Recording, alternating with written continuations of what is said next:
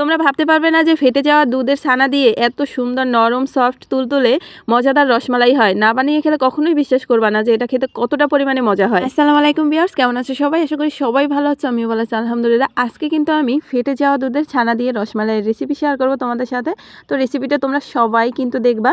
তো যাই হোক, এখানে আমি ফেটে যাওয়া দুধের ছানাটা নিয়ে নিয়েছি। এখানে কিন্তু 2 লিটার পরিমাণে দুধের ছানা আছে। আসলে এই দুধটা নেওয়া হয়েছিল ঘি বানানোর জন্য। ঘি বানানোর জন্য সর উঠানোর পরে দুধটা জাল করা হয় না, এর জন্য ফেটে গেছে। তো ভাবলাম আমি যেহেতু মিষ্টি বানাতে পারি, তো এগুলো দিয়ে আজকে রসমালাই বানাবো। তো যেমন কথা তেমন কাজ, এই যে লেগে পড়লাম কিন্তু রসমালাই বানানোর জন্য।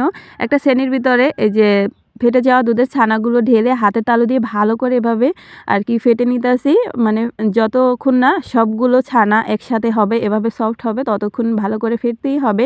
আর এটা যখন ভালো করে ফেটা হয়ে যাবে তখন কিন্তু একদমই দলা হয়ে যাবে, একসাথেই হয়ে যাবে, কোনো খাসরা খাসরা থাকবে না।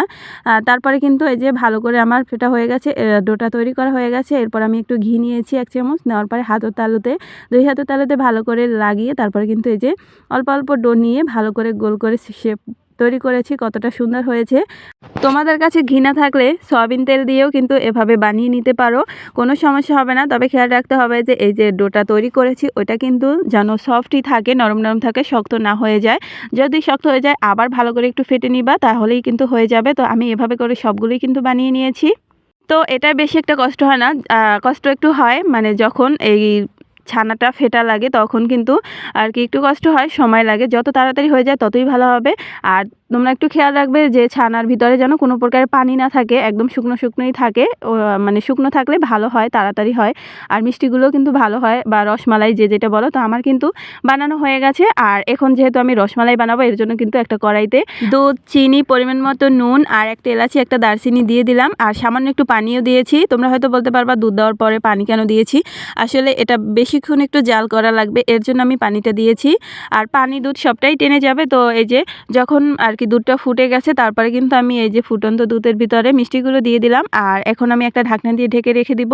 আর এই যে দেখো, তোমাদেরকে দেখাইতেছি কীভাবে আর কি ফুলে যাচ্ছে রসমালাইগুলো। তারপর কিন্তু একদম টানিয়ে নিয়েছি, দুধ পানি সবটাই টেনে গেছে। আর কতটা সুন্দর ঘন হয়েছে আর লোভনীয় হয়েছে, কালারটা কিন্তু অনেক সুন্দর হয়েছে। তো অনেকে আছে যে ক্যারামেল ইউজ করে লাল কালার করার জন্য, আমি কিন্তু এখানে কোনো প্রকারই ক্যারামেল ইউজ করি নাই, যেহেতু দুধটা একদম টানিয়ে ফেলেছি, এর জন্য কালারটা এমন হয়েছে। কতটা লোভনীয় দেখা যাইতেছে দেখো। আর এটা খেতে যে কত পরিমাণে মজা হয়েছে কি আর বলবো। যখন বানিয়েছি তখন তো খেয়েছি, ভয় দেওয়ার সময় আবার ইচ্ছে করছিল যে আবার খেতে। তো যাই হোক, তোমরা ফেটে যাওয়া দুধ ফেলে না দিয়ে এভাবে ঝটাপট মিষ্টি বা রসমালাই বানিয়ে খেতে পারো। আমি যেহেতু রসমালাই বানিয়েছি, এর জন্য দুধ দিয়ে জাল করেছি। তোমরা যদি মিষ্টি বানাও তাহলে পানি আর চিনি দিয়ে জাল করে নিবা, তাহলে কিন্তু ছানার মিষ্টি হয়ে যাবে। আর এটা কতটা পরিমাণে লোভনীয় হয়েছে দেখতেই কিন্তু বোঝা যায়। আর এটা দেখো কতটা পরিমাণে ঘন হয়েছে, অনেক মজা এটা খেতে।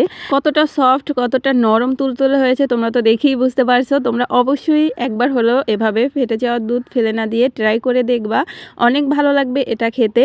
তো এই রেসিপিটা তোমরা সবাই লাইক, কমেন্ট, শেয়ার দিয়ে সবাইকে দেখার সুযোগ করে দিবে। সবাই ভালো থাকবে, আমাকে সাপোর্ট করবে। আল্লাহ হাফেজ।